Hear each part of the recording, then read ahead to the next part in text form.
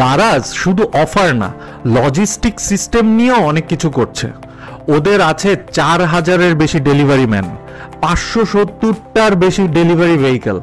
এছাড়াও ওরা প্রতিদিন প্রায় 1,20,000 বাড়িতে নিজেদের পণ্য পৌঁছে দেয়। আর এটাকেই বলে ইকোনমিজ অফ স্কেল।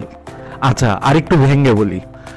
ধরেন আপনি যদি একজনের জন্য রান্না করেন তাহলে মাথাপিছু খরচ অনেকটাই বেশি পড়বে, রাইট?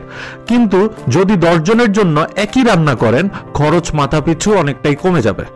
দারাজ যত বেশি অর্ডার নেয় তত কম খরচে পণ্য পৌঁছে দিতে পারে। এইটাই ইকোনমিজ অফ স্কেল। আর এটা ওরা কিভাবে অ্যাচিভ করে? ওয়েল, লিড টাইম কমিয়ে আনে। অর্থাৎ ওরা আগে যে অর্ডারটা ডেলিভারি দিত 7 থেকে 9 দিনে, এখন সেইটা দিয়ে দিচ্ছে মাত্র 2-3 দিনে।